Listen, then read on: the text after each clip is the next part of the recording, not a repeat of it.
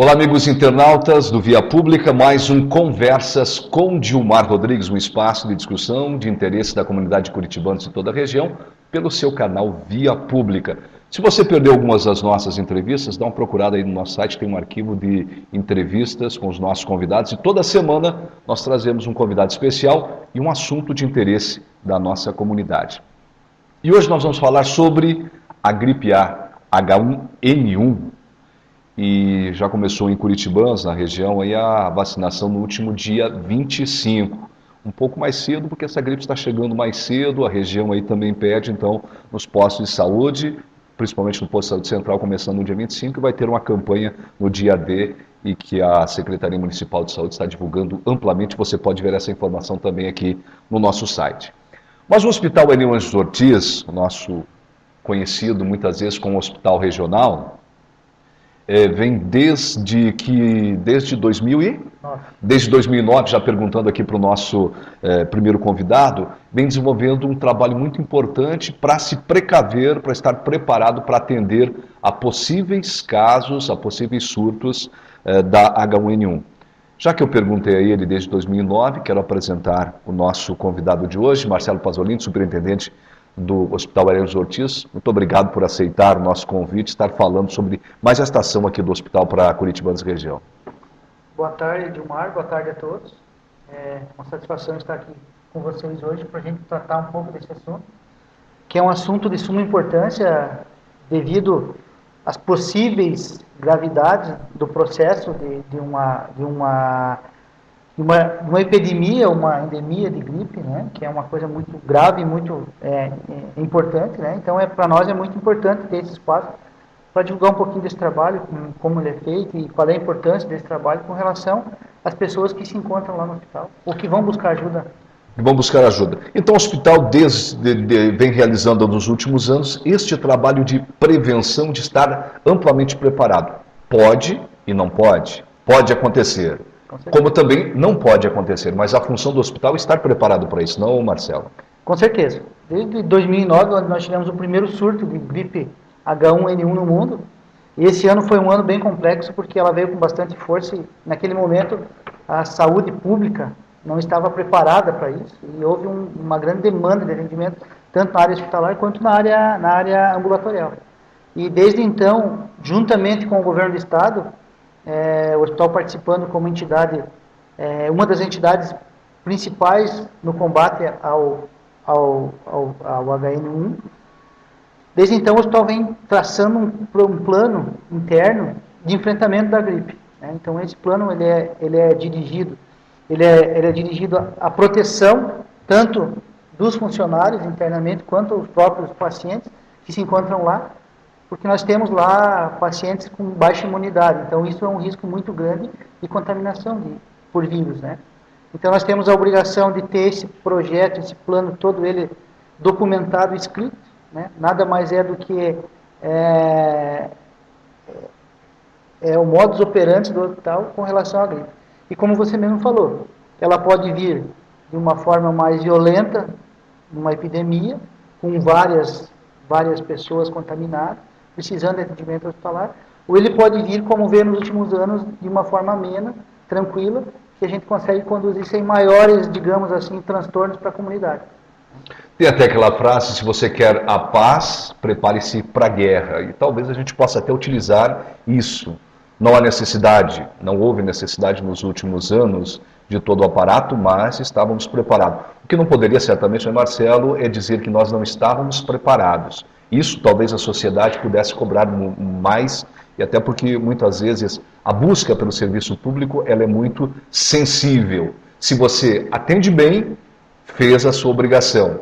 Se você não atende bem, é porque é mal administrado, é porque são péssimos profissionais. Eu acho que é muito interessante e nos dá esse exemplo. Eu acredito muito que quando você se prepara, está bem preparado, mesmo que ela venha de uma forma amena, mas você tem todo esse aparato. E como é que está estruturado, como é que tem sido estruturado esse trabalho dentro do hospital? Como é que foi dividido, enfim, os trabalhos nesse sentido? Então, nós sentamos com toda a equipe do hospital, equipe técnica, médicos, enfermeiros e outros profissionais da área de saúde para discutir se atualizando dentro das normas encaminhadas pela DIV, né, do Estado de Santa Catarina, que é a Divisão de Epidemiologia do Estado, que já traça algumas metas de controle, inclusive com o tipo de medicamento a ser usado, né. A gente discute lá dentro os espaços do hospital. Se houver uma demanda tal, o que nós vamos fazer? Aonde nós vamos acomodar? Qual é o tipo de EPI? EPI que é o equipamento de proteção individual que a gente vai usar para os nossos funcionários. Quando vai ser oferecida a máscara para os usuários que vêm procurar o serviço? Qual é a forma de fazer isso, né? Então, isso é feito um treinamento, uma capacitação, primeiro com a equipe técnica de enfermagem e outros profissionais. Em um segundo momento é feita a capacitação médica, onde 2 ou 3 médicos se atualizam do processo e repassam para os outros médicos do corpo clínico. Aí, com relação a isso, conduta médica, qual é o tipo de conduta, qual a medicação a ser usada, qual é a forma de se houver necessidade ou não, de você isolar pacientes ou não, né? Se houver muitos casos de gripe, quantos leitos de UTI vão ser disponibilizados, se houver necessidade de todos os leitos, para onde que esses pacientes que não são usuários, que não são acometidos pela gripe, para onde a gente vai transferir, qual vai ser os hospitais de referência. Então, tudo isso é discutido, colocado no papel, e ele fica ali em stand-by aguardando o que vai vir pela frente, né? E o que mais impacta na população, a grosso modo, digamos assim, é a questão das visitas, né? Conforme a gravidade do processo, a nossa conduta com relação às visitas. Nos últimos 2 anos, nós não tivemos nenhum tipo de restrição, continuou as visitas normalmente, nos horários definidos, certinho, mas já teve anos que a gente restringiu a visita pela metade e outros anos que a gente restringiu completamente as visitas naquele período. Se o índice de contaminação de gripe for muito alto, a gente restringe completamente as visitas. O objetivo maior da restrição das visitas, que as pessoas ficam pensando, por que restringir isso? É para a gente proteger os pacientes que estão internados. Geralmente esses pacientes que estão internados, eles estão com a imunidade baixa. Então, o risco deles poderem pegar uma gripe ou qualquer outra bactéria, ou qualquer coisa assim, é muito alto. Então, a gente está protegendo não as pessoas que vão fazer as visitas, e sim protegendo os pacientes que estão imunodeprimidos lá dentro, tomando medicação, estão doentes. Então, eles têm uma possibilidade maior de pegar a gripe do que as pessoas que estão aqui fora, numa condição de saúde normal, com todas as suas defesas em dia. Então, esse é o objetivo maior do controle das visitas, é justamente dar maior segurança para os pacientes que estão internados. Perfeitamente, nós vamos falar sobre isso, sobre essas restrições, até com a área técnica que vai falar vai falar muito sobre este assunto. Mas é importante nós trazermos aqui o Marcelo, que é o superintendente da Fundação Hospitalar, do Hospital Hélio Anjos Ortiz, para que a gente pudesse, né, entender um pouquinho dessa nossa conversa. Marcelo, obrigado por essa presença e quero já dizer para você que nós temos muitos assuntos para tratar do hospital, tanto com você quanto com o corpo técnico. A gente vai discutir vários assuntos importantes que o hospital é referência e que ele tem mostrado para nossa, não só para a cidade, mas para o estado de Santa Catarina, já assumindo com você um compromisso de falar mais sobre este trabalho. Obrigado pela sua presença aqui no nosso espaço, no Conversas com Dilmar Rodrigues. Eu que agradeço, estou à disposição, se vocês precisarem, estou à disposição. Obrigado. Muito bem, dando sequência ao nosso Conversas, que está falando sobre H1N1, nós conversamos no primeiro momento com o Marcelo, que é o superintendente do Hospital Hélio Anjos Ortiz. Agora eu vou conversar aqui com a Karen Cristina Denardi, ela é enfermeira do Hospital Hélio Anjos Ortiz, porque muitas vezes as pessoas, e já estamos aí desde 2009 com esses surtos, e as pessoas não têm uma clareza do que é uma gripe comum, do que é a H1N1. O que você poderia, primeiro agradecer a sua presença, Karen, muito obrigado por aceitar o nosso convite. O que você diria assim de principal, do que é o H1N1, a influenza A, que tem se falado nos últimos anos? Então, boa tarde a todos. Na real, é bem comum a população em geral ter essa certa dúvida, né, sobre a influenza. Então, o que a gente escuta falar? Que tem a influenza A e a influenza B. A B é aquela gripe comum que a gente tem aí em todas as etapas do ano, que dá aquela sensação de cansaço, aquela vontade de ficar em casa, né? E a influenza A, que é o que está relacionado ao H1N1. O que a gente pode colocar de principais sintomas de diferença? A influenza A do H1N1 tem uma febre súbita, de 39, 40 graus, que não cede com antitérmico. Então, você vai tomar um remédio para a febre e ela não vai baixar. Né? Outra coisa bem característica é a sensação de ardência dos olhos. né? Parece que tem uma areia no olho. E também a dor nas articulações. A influenza B dá bastante dor no corpo, como eu falei, aquela vontade aquela indisposição, né? E a influenza A são bem característicos nas articulações. Perfeitamente. Então você falou da influenza A e influenza B. E tem a gripe comum ou eu estou falando da gripe B, que essa é gripe comum? Essa gripe é a influenza B, é a gripe certo. comum. O que é gripe e o que é resfriado? Então, a gripe está bem relacionada com a temperatura, né? Ela tem os sintomas justos, são bem parecidos, né? Mas no resfriado você não tem aquela presença da febre. Perfeito. Né? Até se o pessoal percebeu, eu estou meio afônico, que eu estou com uma mistura de gripe com vontade de tossir, ou seja, eu estou com um resfriado, seria isso? Com um resfriado. Com um resfriado. Eu estava preocupado, eu já fui olhar lá na relação de sintomas se eu poderia estar com H1N1, mas isso não aconteceu. E como se transmite o H1N1? Qual é a origem e como se transmite?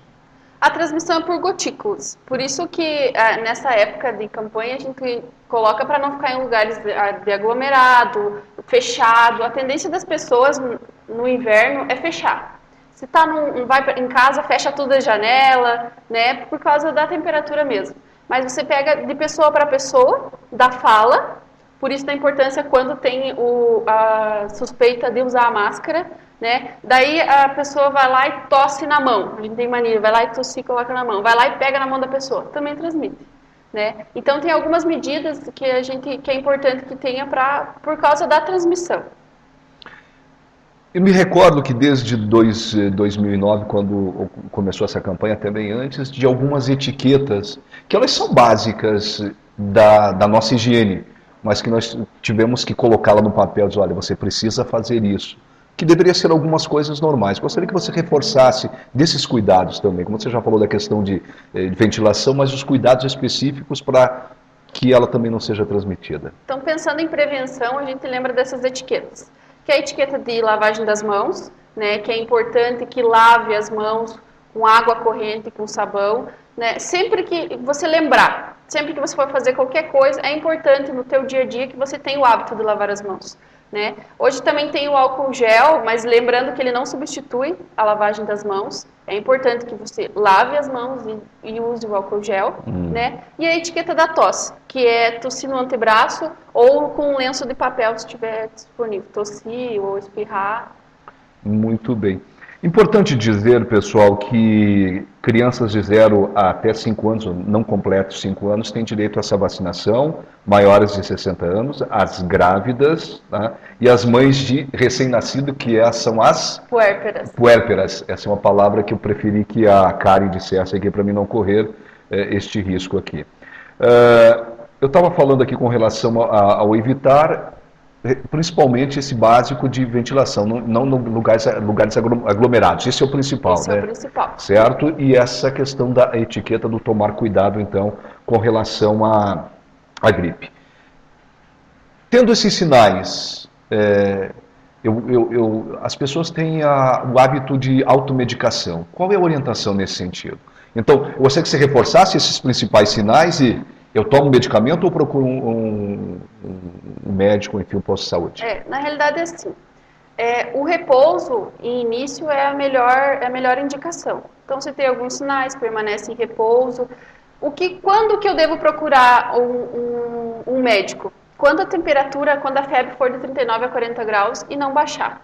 Eu tomei um banho mais gelado, não baixou, a temperatura e a ardência dos olhos é característica. Se não, você já está com sintomas de gripe, então quer dizer que a tua imunidade já está baixa. Você vai em algum lugar de aglomero de pessoas, você vai ficar fechado em alguma sala, a chance de você pegar H1N1 é maior, porque você está imunodeprimido. Né? Então, se possível, evitar, se ver que os sintomas dão uma agravada, daí sim procurar o recurso. Tá certo. Quero agradecer aqui a Karen Cristina Denardi, que é enfermeira do Hospital Eliane Ortiz. Muito obrigado pela sua disposição em trazer essas importantes informações aqui, tá bom? Muito obrigado. Fechando aqui, então, o nosso bate-papo sobre H1N1, que começou com o Marcelo, passamos com a Karen, agora eu vou falar com a Patrícia Ribeiro, também enfermeira do Hospital Eliane Ortiz, a qual quero agradecer a disponibilidade de estar aqui, para falar agora das ações específicas de como o hospital vai trabalhar neste período, então? Como o hospital se preparou? O Marcelo já deu um apontamento de quais serão as atitudes, mas você que está especificamente nessa área técnica, junto com seus colegas e pares, fala um pouquinho de qual será a ação do hospital a partir de agora. Então, assim, desde 2009, quando teve o primeiro surto, a gente elaborou um plano de enfrentamento da gripe, né? São medidas que são tomadas dentro do hospital, treinamento das equipes, né, de enfermagem, de médicos, na verdade, de todos que atendem dentro do hospital, de modo que todos ficam conhecendo como se transmite a doença, como prevenir e também como evitar que ela se espalhe dentro do hospital. Então, hoje a nossa orientação é a seguinte: quando chega algum paciente com sintoma gripal que nem esteja confirmado ainda, a gente distribui máscaras para essas pessoas, tanto na parte de internamento quanto na emergência. E eles são colocados em salas separadas para até a gente poder passar pelo médico e identificar realmente se está com gripe ou não, né? Reforçando ainda, como a Karen falou, essa questão de que se você está gripado, você evitar de procurar um estabelecimento onde que tenha aglomeração de pessoas. Então, a orientação principal é que se você tiver com sintoma gripal, primeiro procure o posto de saúde, onde lá eles também têm uma triagem e também estão capacitados para avaliar se precisa de internação hospitalar ou não, né? Se precisa procurar emergência ou não. Toda a equipe está preparada para isso, há um treinamento. Né? E você faz parte desse grupo de gerenciamento. E você já falou da questão da população. E pode, como não pode, haver essa restrição de visitas. A partir de que momento essa restrição acontece? A gente está monitorando diariamente com a CCIH o número de casos que aparece dentro do hospital. Nós já tivemos esse de casos de suspeita ou de comprovado? Tivemos casos de suspeita de gripe A, por enquanto.